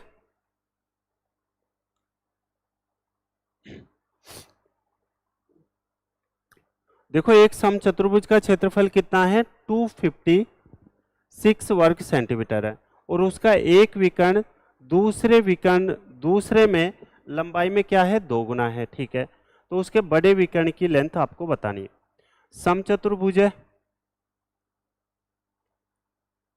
ठीक है, एक डायगोनल में x मान लेता हूं, दूसरा डायगोनल क्या हो जाएगा? उसका डबल, यानी कि वो हो जाएगा 2x। एक डायगोनल अगर x है तो ये कह रहा है कि दूसरा डायगोनल 2x है। ठीक है, यानी कि उससे लंबाई में 2 गुना है। ठीक है, आप सभी लोग जानते हैं क्या कि जो रोम्बस होता है, समचतुर्भुज होता है, उसका जो एरिया होता है वो क्या होता है? 1/2 d1 इंटू d2। क्या होता है बेटा? 1/2 d1 इंटू d2। d1 यानी कि डायगोनल फर्स्ट, विकर्ण फर्स्ट और विकर्ण सेकेंड। ठीक है, यहां से तो 1/2 इंटू D1 की वैल्यू है कितनी, तो आप कहेंगे x इंटू D2 की वैल्यू है कितनी यहाँ पर, तो D2 की वैल्यू है 2x। ठीक है, और इसका जो एरिया दे रखा है वो कितना दे रखा है, 256 दे रखा है। कितना दे रखा है यहाँ पर, 256 दे रखा है। ठीक है, तो यहाँ से आप देखोगे तो 2 से 2 कट जाएगा। ठीक है, और ये x इंटू एक्स क्या हो जाएगा, एक्स स्क्वायर, और एक्स स्क्वायर बराबर अगर 256 है तो x की वैल्यू कितनी आ जाएगी, आप कहेंगे 16। अगर x की वैल्यू 16 आ गई, आपसे क्या पूछा गया, सबसे बड़े विकर्ण। तो एक तो डायगोनल है कितना हो जाएगा 16, और एक है डायगोनल 2x। एक तो x डायगोनल है और एक क्या है 2x है, तो 2x बराबर कितना आ जाएगा 16 इंटू 2। तो आंसर कितना आ जाएगा, क्या 32 आएगा क्या? ऑप्शन नंबर कौन सा होगा, ए। ठीक है, आंसर आया किसी का, हाँ लक्ष्मी का आंसर आया है और प्रिया ने आंसर रॉन्ग किया है। ठीक है, इसलिए कहता हूं अभी ये अगर एग्जाम में होता तो आपको तो ऐसा ही लगता कि सही क्वेश्चन हुआ है। ठीक है, एकदम सही, लेकिन जब आप घर आते हैं बाद में उसकी आंसर क्या आती है, उसके बाद पता चलता है ये तो गलत हो गया। ठीक है, तो यहाँ पर आप लोग मिस्टेक कर सकते हैं, और मिस्टेक आप लोग जब भी कर पाएंगे जब आप लोग क्वेश्चन सोल्व करेंगे। तो फिक्स मेरे साथ 5 बजे जुड़ जाया करो, ठीक है ना। चले, यहाँ पर अगर ये पूछता कि सबसे छोटे विकर्ण, तो सबसे छोटे विकर्ण की लेंथ कितनी हो जाती है, यहाँ पर 16 हो जाती है। क्या सही है? आगे बढ़े, next question. A sum of money rupees 1750 is divided in 2 parts, ठीक है, such that the simple interest rate है वो 8% per annum on first part and 6% per annum on second part is equal after 1 year. Find the interest on each part. आपसे पूछा गया। ठीक है, चलिए इसको सोल्व कीजिएगा और आंसर दो। देखो 1750 को यहाँ पर 2 भागों में बांटा गया। कितने भागों में बेटा? 2 भागों में यहाँ पर बांटा गया। ठीक है, पहला भाग है 8x और दूसरा भाग है यहाँ पर कितना है 6y। तो यहाँ से x और y की वैल्यू कितनी आ जाएगी, आप कहेंगे x की वैल्यू आ जाएगी 3 और y की वैल्यू कितनी आ जाएगी 4। तो क्या आप लोग इसको 3:4 में नहीं डिवाइड कर सकते क्या, बताओ? ठीक है, यहाँ पर 1750 को आप लोग 3:4 में नहीं डिवाइड कर सकते, आप कहेंगे बिल्कुल कर सकते हैं। ठीक है, तो यहाँ से अगर 1750 की जो वैल्यू है अपॉन में टोटल के नीचे रेशियो का टोटल 3 और 7 कितना हो जाएगा, आप कहेंगे 3 और 4 कितना हो जाएगा 7, और अगर यहाँ से फर्स्ट वाला चाहिए तो 3 से गुणा। ठीक है, और यहाँ से अगर सेकंड वाला चाहिए तो 1750 बटे कितना हो जाएगा 7, और मल्टीप्लाई किससे कर देंगे 4 से। चलिए यहाँ से इसको सोल्व करते हैं। देखो 7 से काटता हूं मैं तो 7 दूनी 14 और 7 पंजे 35, 250 इंटू 3 यानी कि ये हो जाएगा 750। ठीक है, और ये कितनी बार कटेगा 250 टाइम्स, तो ये कितना हो जाएगा 1000 रुपये। ये 1000 रुपये है, ये 750 रुपये। क्या दोनों का सम 1750 आ रहा है? आप कहेंगे बिल्कुल आ रहा है, हमें कोई दिक्कत है नहीं। आपसे क्या पूछा गया है, प्रत्येक भाग पर ब्याज पूछा गया। ठीक है, प्रत्येक भाग पर अगर ब्याज पूछा गया है तो 750 पर रेट कितनी है, तो रेट है यहाँ पर पहले भाग पर 8%, तो 8 बटे कितना हो जाएगा यहाँ पर 100 हो जाएगा। ठीक है, इसको 25 से काट दो तो 25 से कटेगा ये 4 बार और 25 से कटेगा ये 3 बार। ठीक है, यहाँ पर 4 को 8 से काट दो 2 बार, तो आंसर कितना आ जाएगा यहाँ पर 60 रुपये आ जाएगा। ठीक है, प्रत्येक भाग पर जो ब्याज लगेगा वो कितना लगेगा बेटा 60 रुपये लगेगा। क्या सभी का आंसर आया है? कई बच्चा चाहता है कि मैं तो इस सेकंड वाले से करूं, कोई दिक्कत नहीं है, ले भाई सेकंड वाले से कर ले। ठीक है, मैं आपको कंसेप्ट वही सिखाता हूं जो सभी के साथ अप्लाई होता है। ठीक है, ऐसा नहीं है कि बस 5 सेकंड 10 सेकंड में। तो ये 1000 है, इस पर रेट कितनी है, रेट ऑफ इंटरेस्ट 6%, और डिवाइडेड किससे कर देंगे 100 से। तो यहाँ से तो उल्टा और भी आसान होया, देखो यहाँ से आ गया 60 रुपये। दोनों से करेंगे, दोनों से आंसर सेम आएगा। ठीक है, आगे बढ़े, आगे बढ़ते हैं क्वेश्चन नंबर नेक्स्ट। अब ये क्वेश्चन तो यूनिट डिजिट का है, इकाई अंक वाला है। इसको तो आप लोग बिना पेन चलाए आपको ये क्वेश्चन करना है और आंसर देना है, और इसके लिए तो आपको 2 सेकंड में ज़्यादा से ज़्यादा टाइम दूंगा। ठीक है, इस क्वेश्चन को तो मैं ज़्यादा से ज़्यादा आपको 2 सेकंड दूंगा, चले करके बताओ। ठीक है, तो आप कहेंगे अगर ये यूनिट डिजिट का कंसेप्ट है, ठीक है, तो सबसे पहले तो आपको ये देखना होता है कि इसमें कहीं 5 है क्या। तो आप कहेंगे बिल्कुल है, यहाँ पर 5 तो है ही। और अगर मल्टीप्लिकेशन में है, ठीक है, मल्टीप्लिकेशन में है, और अगर 5 भी है तो आप एक इवन नंबर और देखेंगे, यानी कि सम संख्या। तो सम संख्या आप देखेंगे तो यहाँ पर 6 संख्या है, यहाँ पर 8 संख्या है, यहाँ पर 4 संख्या है, यहाँ पर 2 संख्या है। क्या 5 को या तो 2 से मल्टीप्लाई कर दो 0 आएगा, 5 को 4 से मल्टीप्लाई कर दो 0 आएगा, 5 को 6 से मल्टीप्लाई कर दो 0 आ जाएगा, और 5 को 8 से मल्टीप्लाई करेंगे तो 0 आ जाएगा। 0 की पावर कुछ भी हो, हमें क्या ही फर्क पड़ता है, आंसर कितना हो जाएगा यहाँ पर बी हो जाएगा। ठीक है, कितना हो जाएगा बेटा, आंसर हो जाएगा बी। आगे बढ़ते हैं।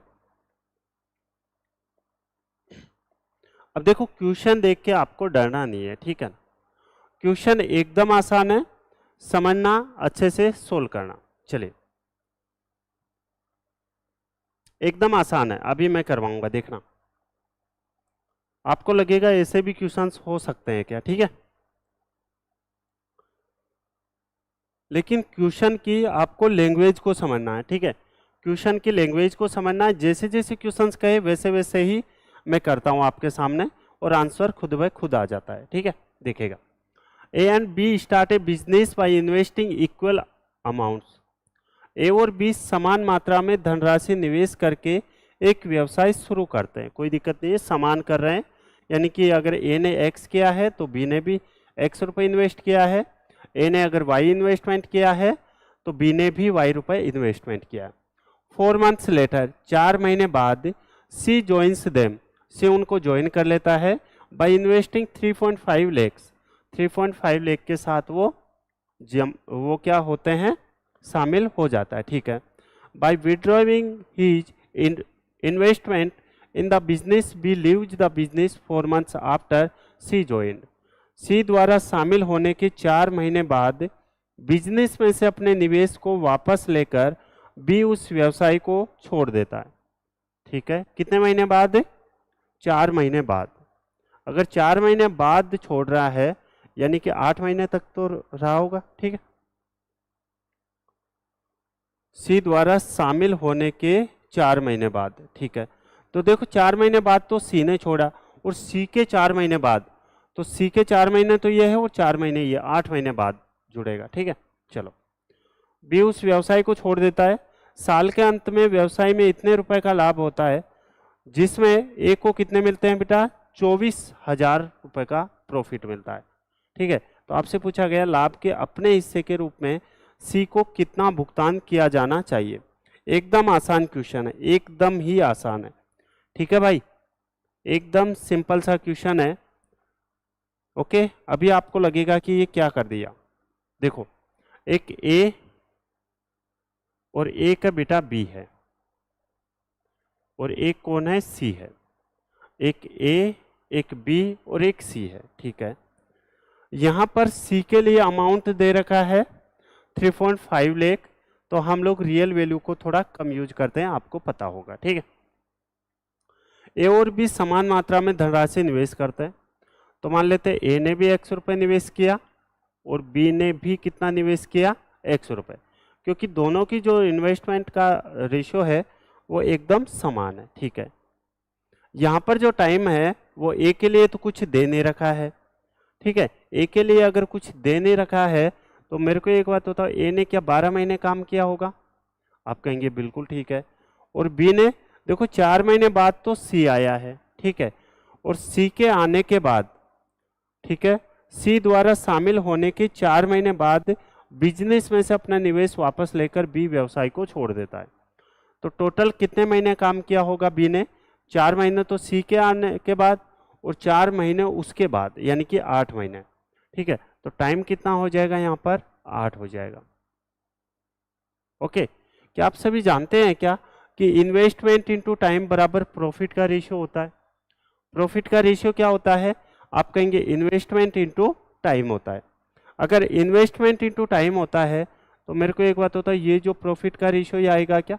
क्योंकि इन्वेस्टमेंट x है, टाइम 12 है। ठीक है, तो यहाँ पर आ जाएगा 12x और यहाँ पर कितना आ जाएगा? 8x। कोई दिक्कत है, कोई परेशानी है? आप कहेंगे नहीं है। चलिए, यहाँ से इसका प्रॉफिट का रेशियो हम लोग निकाल लेते हैं। तो प्रॉफिट का रेशियो इसको काट देते हैं, कितने बार कटेगा? 4 से काट देते हैं, तो ये 3 बार, और ये कितनी बार कटेगा? यहाँ से कटेगा 2 बार। ठीक है बेटा, ओके, समझ आ गया? ये हो जाएगा 3x और ये हो जाएगा 2x। ओके, रेशियो में कोई दिक्कत नहीं है, आप लगाना चाहो तो लगा सकते हैं x, नहीं क्योंकि रेशियो निकाल लिया हमने तो x की रिक्वायर है नहीं। अब देखिएगा, ये प्रॉफिट का रेशियो है, यानी कि ए का प्रॉफिट का रेशियो कितना है? 3 है, और बी का प्रॉफिट का रेशियो कितना है? 2 है। अब ध्यान से समझना, अच्छे से समझना मेरे भाई। ठीक है, क्या समझेंगे? यहाँ पर ये बोल रहा है जिसमें से ए को कितने रुपए का लाभ मिलता है? 24,000 का। अगर यहाँ से ए को 24,000 रुपए का लाभ मिलता है, ठीक है, तो बी को कितने लाभ मिलेगा? आप कहेंगे 16,000 मिलेगा। कितना मिलेगा बेटा? बी को मिलेगा 16,000। क्या समझ पाए हैं क्या 16,000 कहाँ से आए? देखो, यहाँ से 3 की वैल्यू अगर 24,000 है, ठीक है, 3 की वैल्यू अगर 24,000 है तो 1 की वैल्यू कितनी आ जाएगी? 8,000। 8,000 1 की वैल्यू है तो 2 की वैल्यू कितनी आ जाएगी? 16,000। तो ए और बी का जो प्रॉफिट है वो कितना आ जाएगा? तो 24 और 16 कितना आ जाएगा? 40,000। ए और बी का जो प्रॉफिट है वो कितना आ गया है? 40,000। अगर ए और बी का प्रॉफिट 40,000 आ गया है और टोटल प्रॉफिट है कितना? 62,400 है। कितना है बेटा? 62,400 है।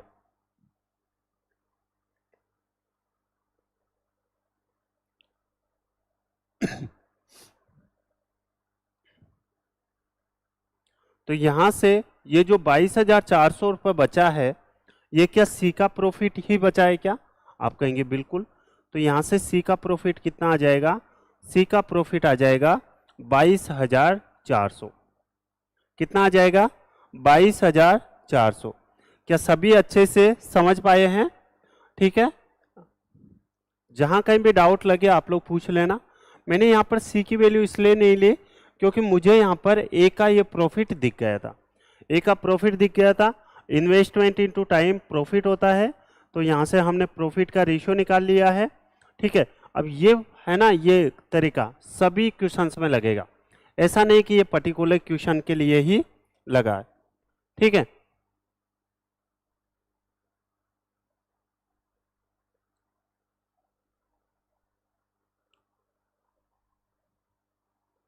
चलिए आगे बढ़ते हैं। क्वेश्चन नंबर नेक्स्ट, चलिए सोल्व कीजिए, आंसर दो। देखो, इसमें भी मैं आपको कुछ ना कुछ जरूर सिखा के जाऊंगा। ठीक है, ऐसे क्वेश्चंस में परसेंटेज का एकदम आसान क्वेश्चन है, सोल्व करो, आंसर दो। देखो, 4 अमाउंट्स है A B C and D are in such a manner that A is 20% of B, B is 20% more than C and C is 1/3 part more than D. Find the answer of following 20% of 2a upon में b plus सी।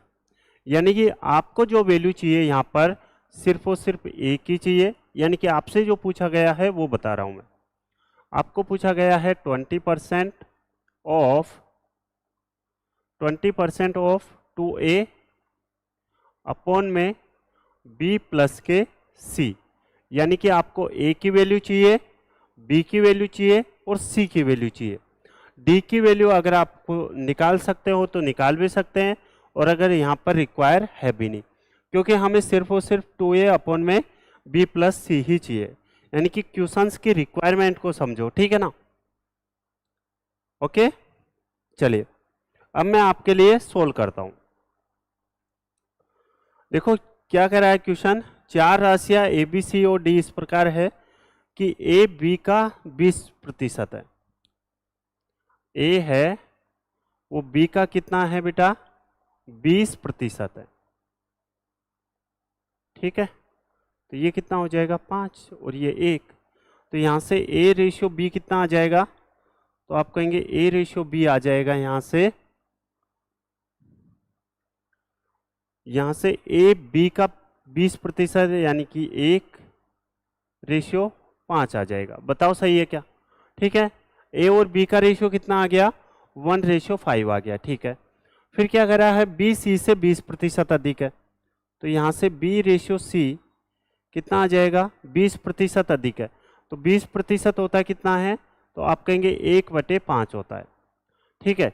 B अधिक है यानी कि अगर सी 5 है तो यहाँ से b कितना हो जाएगा, आप कहेंगे 6 हो जाएगा। कितना हो जाएगा बेटा, 6 हो जाएगा, ठीक है।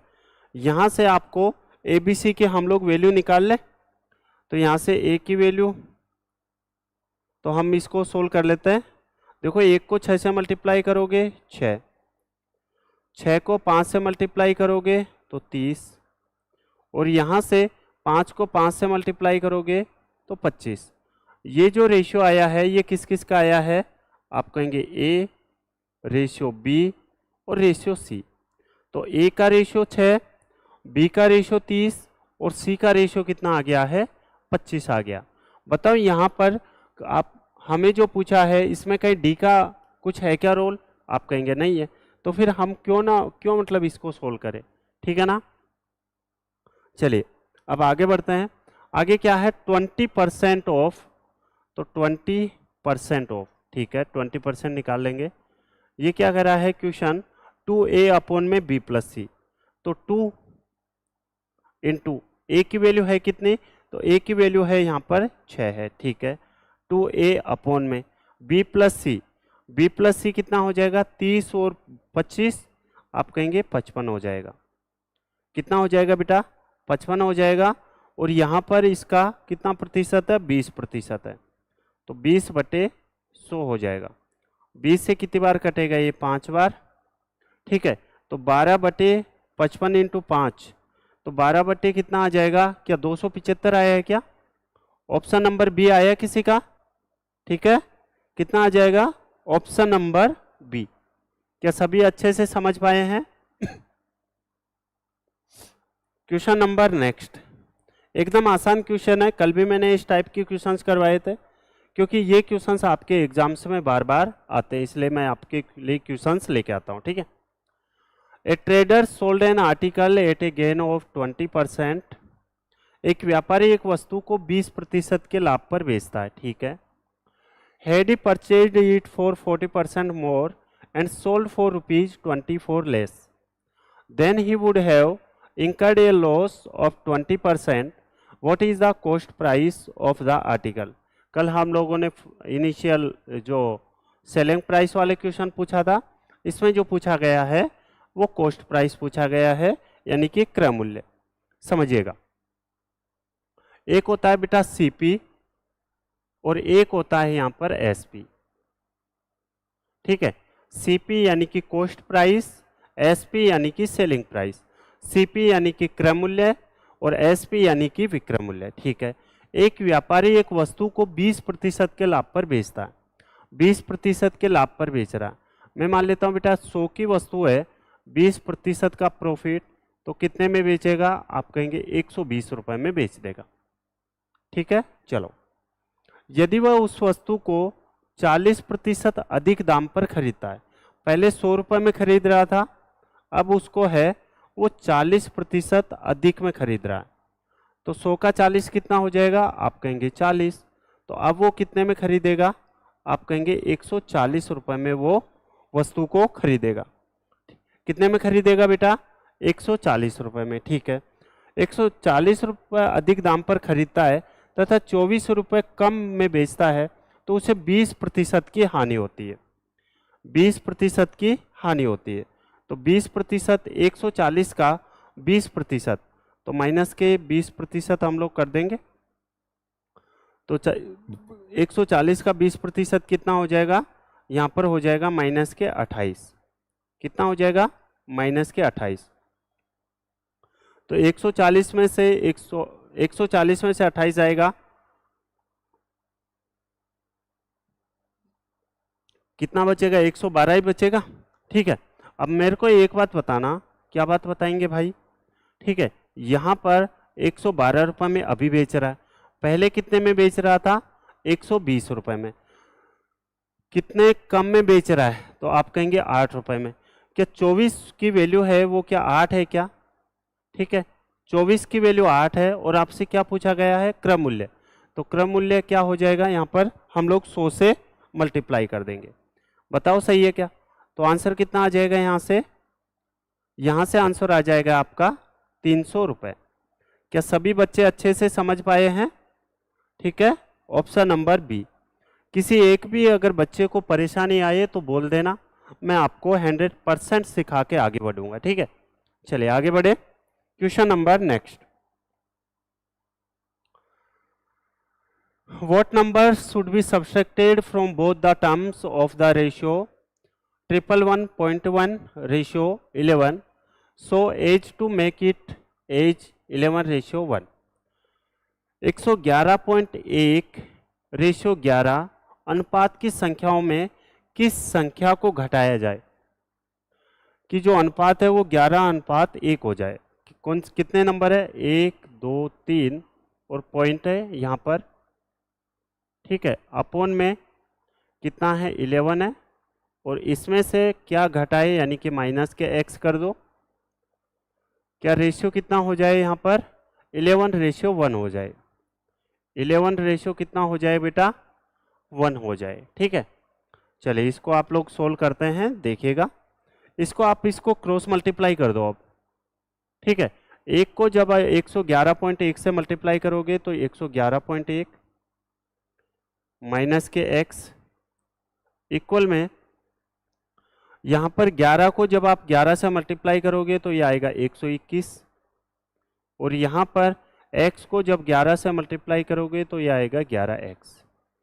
ठीक है, 11x में से x जाएगा तो ये आएगा 10x इक्वल में 121 में से यहाँ पर 111.1 है ना, तो यहाँ पर कितना बचेगा, 111.1 जाएगा 121 में से, तो कितना बचेगा, क्या 9.9 बचेगा क्या, कितना बचेगा बेटा, 9.9 बचेगा। ठीक है, हाँ 9.9 बचेगा। तो यहाँ से x बराबर कितना आ जाएगा, 9.9 अपॉन में 10, तो ये पॉइंट हटेगा, ये 0 लग जाएगा। तो आप सभी बच्चों का जो आंसर है वो क्या 99 अपॉन में 100 आया है क्या, ये ऑप्शन रॉन्ग है। ठीक है ना, ये ऑप्शन रॉन्ग है, मिस्टेक हुई है। तो आपका आंसर कितना आना चाहिए, 99 अपॉन में 100 आया सभी बच्चों का, 11/5 आया है। ठीक है, नहीं बेटा ये आंसर ये आएगा। ठीक है ना, 11/5 नहीं आएगा। ठीक है, हाँ बिल्कुल 99, क्योंकि ये पॉइंट हटेगा तो नीचे एक और 0 आएगी ना, तो ये पहले तो 10x था, ये पॉइंट हटेगा तो एक और 0 आ जाएगी, यानी कि 99 अपॉन क्या आ जाएगा, 100 आएगा। चलिए क्वेश्चन नंबर नेक्स्ट, देखो मैंने पहले ही कह रखा है बड़े क्वेश्चन देख के घबराना नहीं है आपको। ठीक है ना, चलो इसकी जो विद सॉल्यूशन पीडीएफ है ये भी मैं आपको क्लास 24 के एप्लीकेशन पर प्रोवाइड करवा देता हूँ। ठीक है, डेली। आज हमारा मॉक टेस्ट नंबर 48 है, तो 48 नंबर की जो पीडीएफ है ये आपके उस प्लेटफॉर्म पे यानी कि क्लास 24 के एप्लीकेशन पर मिल जाएगी। ठीक है ना। तो कोई भी बच्चा अगर नया है तो एप्लीकेशन डाउनलोड कर लेना। Ronnie invested P in a scheme A offering simple interest at 12% per annum for 2 years। रोनी ने एक स्कीम ए में 2 वर्षों के लिए पी रुपए निवेश किए जो 12% प्रति वर्ष की दर से साधारण ब्याज अदा करती रही। ठीक है, कोई दिक्कत है नहीं। He invested the whole amount he received from scheme ए।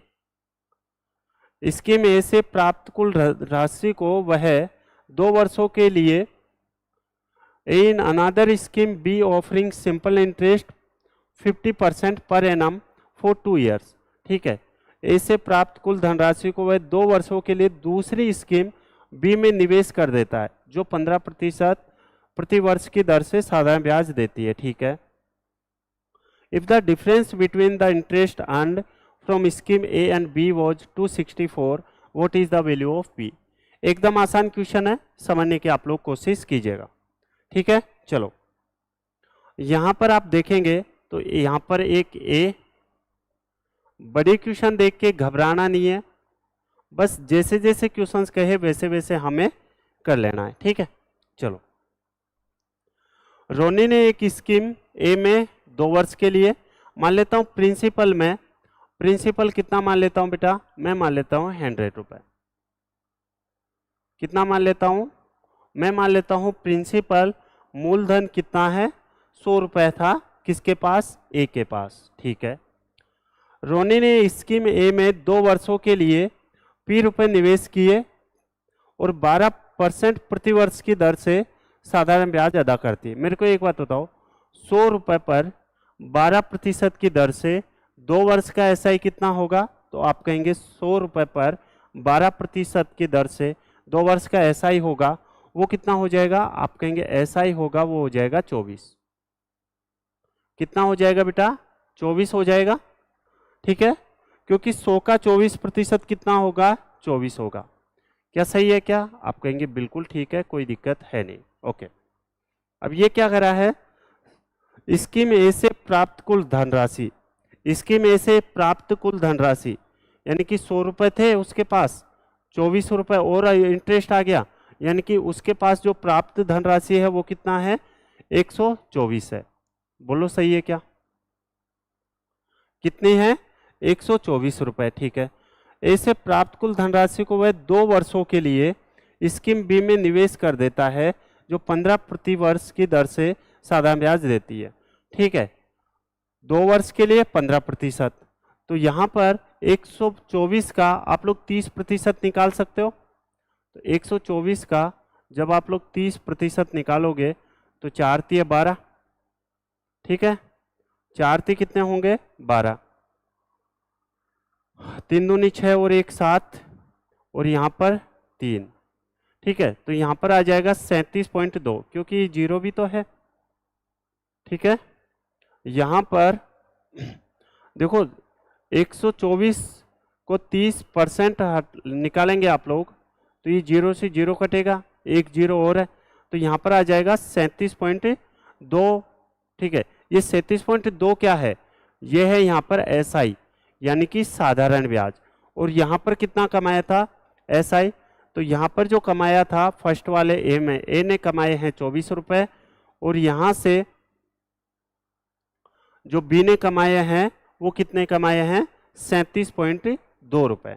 ठीक है, मेरे को सभी बच्चे एक बात बताओ कि इन दोनों का जो डिफरेंस है, इन दोनों का डिफरेंस है वो ही क्या 264 है क्या, क्या कर रहा है, यदि दोनों स्कीमों ए और बी से प्राप्त ब्याजों का अंतर, ब्याजों का अंतर यानी कि ब्याज कौन सा है, इसमें है 24 रुपए, इसमें है 37.2 रुपए, तो क्या इन दोनों ब्याजों का अंतर ही क्या 264 है क्या, यही है ना। ठीक है, तो मेरे को एक बात बताओ, यहाँ पर कितना है 264 है और 264 की वैल्यू है कितनी यहाँ पर, तो 24, यहाँ पर 37.2 में से जब आप लोग 24 माइनस करोगे तो कितना बचेगा, 37 में से जब आप 24 माइनस करोगे तो ये आएगा 13 और ये 0.2 यानी कि कितना आएगा 13.2 आएगा।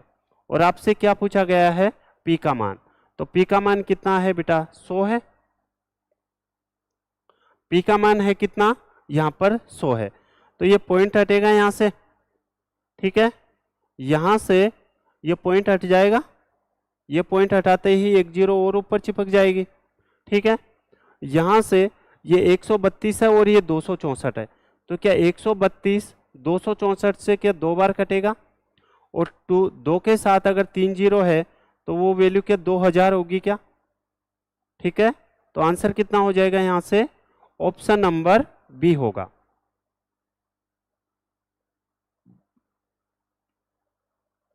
समझ पाए सभी बच्चे,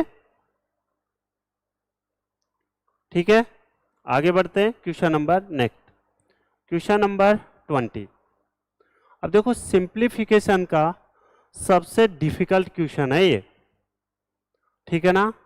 कई बच्चे बहुत ही ज्यादा इसको रॉन्ग करते हैं, गलत करते हैं।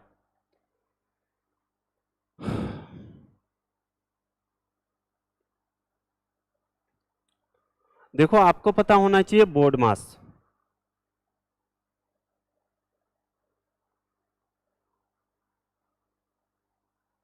ठीक है, V बोर्ड मास, V बोर्ड मास क्या आप सभी को याद है, ठीक है। V बोर्ड मास क्या होता है, V यानी होता है वेन कूलम,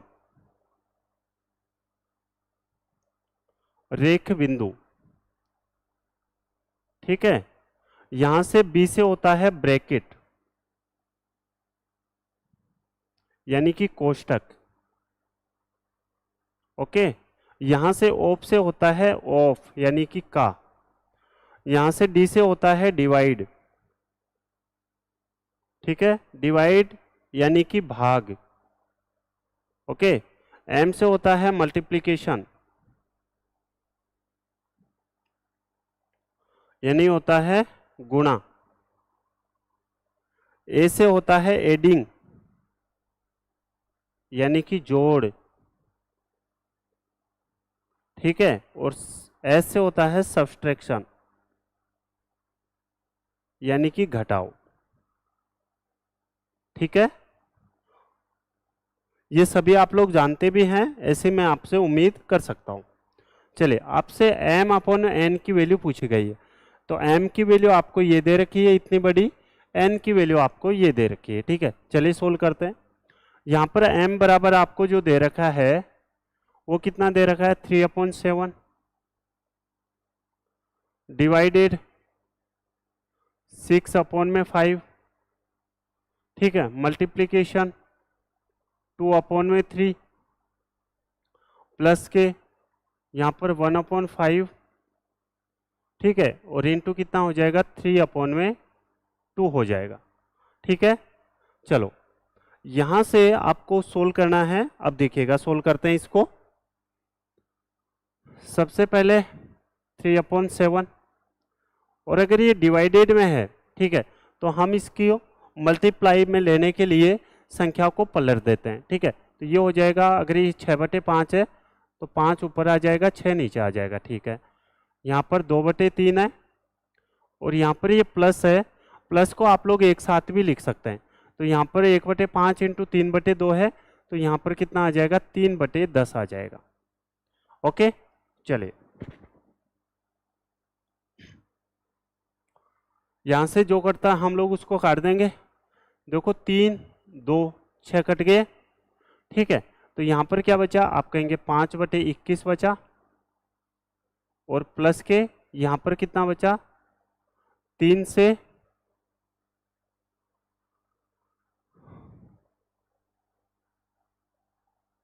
ठीक है, यहाँ पर तो 5/21 बचा और प्लस के यहाँ पर बचा है 3/10 बचा है।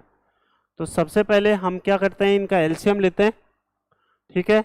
एलसीएम या फिर एलसीएम ले लो इसका, तो आप कहेंगे कितना आ जाएगा 210 आ जाएगा, 210 आ जाएगा। क्रॉस मल्टीप्लाई करके ऐड कर दो, तो 10 को 5 से मल्टीप्लाई करोगे 50, और ये 21 को 3 से मल्टीप्लाई करोगे 63, 50 और 13 की 63 कितना हो जाएगा 113, ठीक है। ये तो हमारे पास किसकी वैल्यू आ गई है, m की वैल्यू। m की वैल्यू हमारे पास कितनी आ गई है, m की वैल्यू आ गई है हमारे पास में 113 210, ठीक है। चलो अब यहाँ से n की वैल्यू भी निकाल लेते हैं। n की वैल्यू क्या दे रखी है आपको, n बराबर आपको दे रखा है 2/5 इंटू 5/6, 2/5 इंटू 5/6 और इंटू 3/1, ठीक है। 3/1 प्लस के यहाँ पर 3/5 है इंटू 2/3 है इंटू 2/3 है और इंटू कितना हो जाएगा 5/3 हो जाएगा। अब जो करता है हम लोग उसको पहले काटेंगे, ठीक है ना। तो यहां से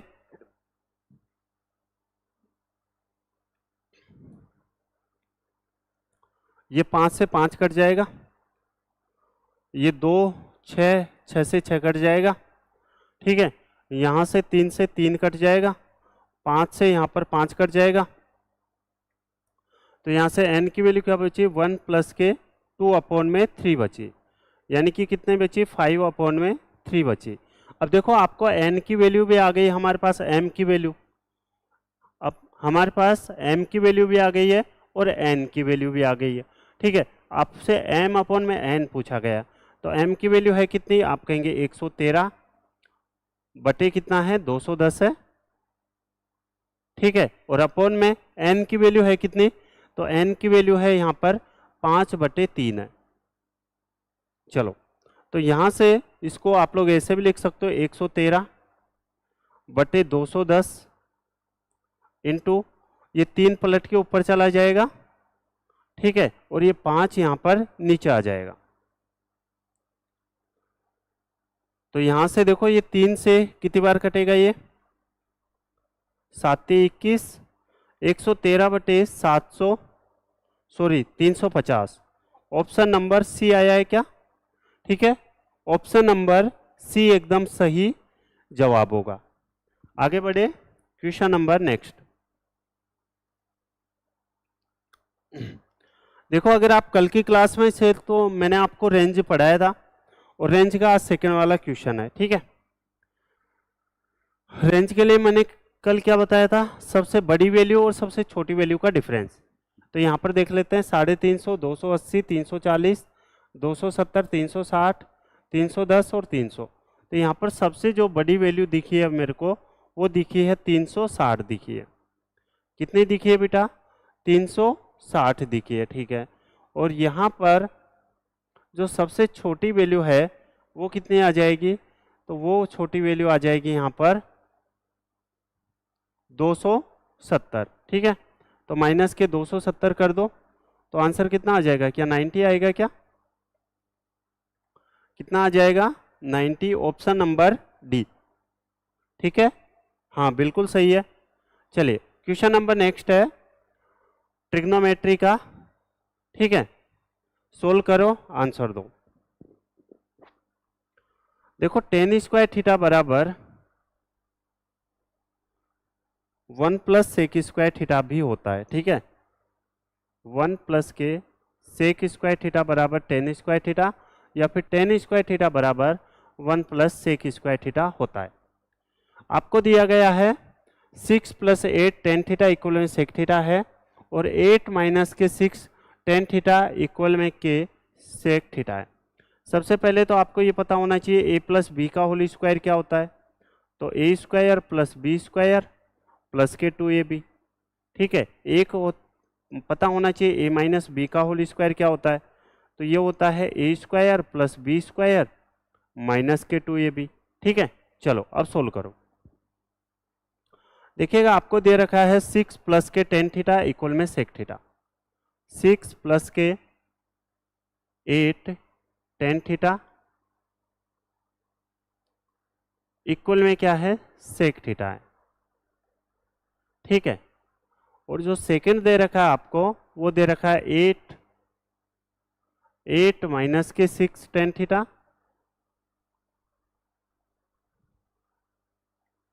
8 माइनस के 6 tan थीटा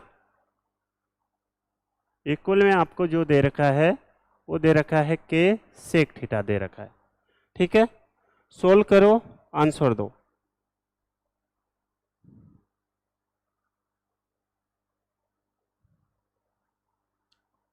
यहाँ पर बेटा ये 6 + 8 है और इधर भी 6 + 8 है। ठीक है, यहाँ पर 6 + 8 है, यहाँ पर 6 - 8 है। 6 - 8 tan थीटा, यहाँ भी 6 - 8 tan थीटा है। ठीक है, चलिए अब सोल्व करो।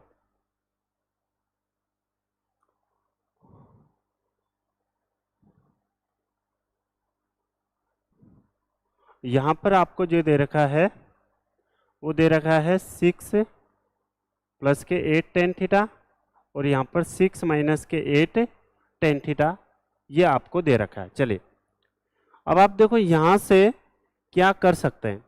आपको यहाँ पर वैल्यू जो दे रखी है वो a + b और यहाँ पर दे रखा है a - b। तो आप क्या करेंगे, इनका स्क्वायर कर दो। जब आप इसका स्क्वायर करेंगे ऊपर वाले नंबर्स का, ठीक है, इसका जब आप लोग स्क्वायर करोगे, इसका स्क्वायर कर दो और इसका भी आप लोग स्क्वायर कर दो। ठीक है, चलिए स्क्वायर करते हैं। ए स्क्वायर यानी कि 6 का स्क्वायर 36 प्लस बी स्क्वायर यानी 8 का स्क्वायर 64, ए स्क्वायर प्लस बी स्क्वायर यानी कि 10 स्क्वायर थीटा। ठीक है, 64 10 स्क्वायर थीटा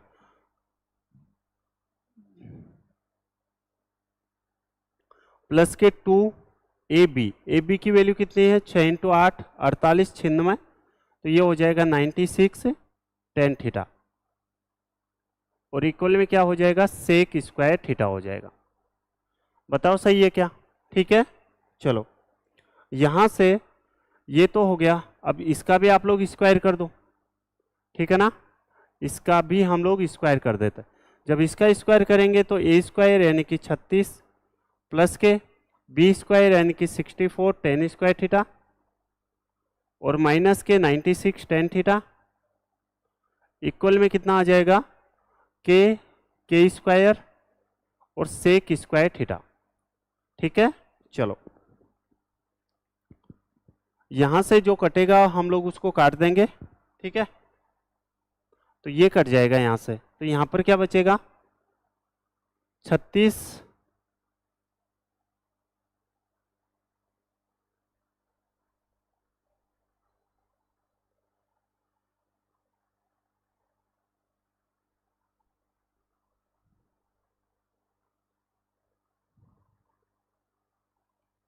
ठीक है, देखो यहाँ पर क्या बचेगा, 36 और 64 100। ठीक है, तो ये बचेगा 100 प्लस के 100। ठीक है, 100 प्लस के 100 10 स्क्वायर थीटा इक्वल में क्या हो जाएगा, सेक स्क्वायर थीटा और यहाँ पर कितना हो जाएगा, 1 प्लस के या फिर के स्क्वायर प्लस 1। ठीक है बेटा, कितना हो जाएगा, के square plus 1।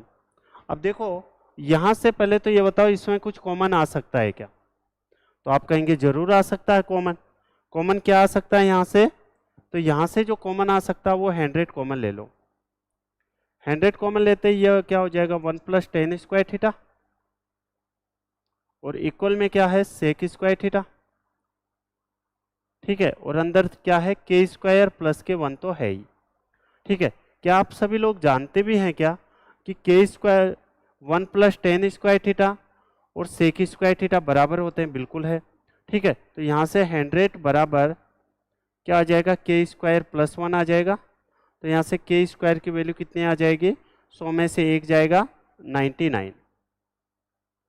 Option number D कितना आया है, ऑप्शन नंबर डी एकदम क्वेश्चन का सही जवाब होगा। क्या समझ पाए हैं सभी लोग? Question number next time and work का देखिएगा। टाइम एंड वर्क का क्वेश्चन है। सबसे पहले तो एक कंसेप्ट याद रखना, अगर कोई भी काम छोड़ने के यानी कि काम पूरा होने के बाद जाता है, ठीक है, काम पूरा होने के बाद अगर जाता है, ठीक है, काम पूरा होने के बाद काम छोड़कर जाता है तो उस कंडीशन में हम लोग करते हैं माइनस। लेकिन अगर कोई काम पूरा होने से पहले ही चला जाता है, ठीक है। अगर कोई काम पूरा होने से पहले ही चला जाता है तो हम उसको करते हैं प्लस, यानी हम उसको जाने नहीं देते, उससे हम लोग पूरा काम करवाते हैं। बस इतना सा कंसेप्ट है, ये आपको याद रखना है, ठीक है। चलिए अब क्वेश्चन पे आते हैं। क्वेश्चन एकदम आसान है। 3 मेन है, 3 आदमी है, A B C can complete the work in 10 days, 12 days and 15 days. चलिए मैं लिख ले रहा हूँ, एक ए, एक है बी और एक कौन है, सी है, ठीक है। एक किसी काम को कितने दिन में, 10 दिन में। बी उसी काम को कितने दिन में, 12 दिन में। और सी उसी काम को कितने दिन में, 15 डेज में, 15 दिन में। सबसे पहले टाइम एंड वर्क में हमारा सबसे पहला काम क्या होता है, एलसीएम वाला, ठीक है। तो 10, 12 और 15 इसका एलसीएम कितना आ जाएगा, तो आप कहेंगे एलसीएम आ जाएगा यहाँ पर कितना आ जाएगा, 60 आ जाएगा। तो यहाँ से ए की इफिशियंसी कितनी आ जाएगी, 60 में 10 का भाग देंगे 6, 60 में 12 का भाग देंगे 5, 60 में 15 का भाग देंगे 4, ठीक है।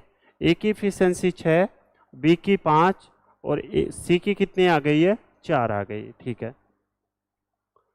आगे चलते हैं। A B C start work together but A left, ठीक है। A left the work after 2 days and B left the work 1 day before the completion of the work. In how much time the whole work will be completed? ठीक है।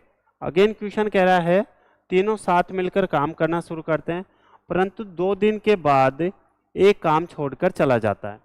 2 दिन बाद काम छोड़ के चला गया, 2 दिन बाद अगर एक काम छोड़ के चला जाता है कौन, परंतु 2 दिन बाद एक काम छोड़ के चला जाता है, तो ए का 2 दिन का काम कितना है। अगर ए एक दिन में 6 यूनिट काम कर रहा है तो 12 दिन में कितना कर देगा, सॉरी 2 दिन में कितना कर देगा, 12 यूनिट काम। तो काम कितना बचा अब, 48 यूनिट। कितना काम बचा, 48 यूनिट, ठीक है।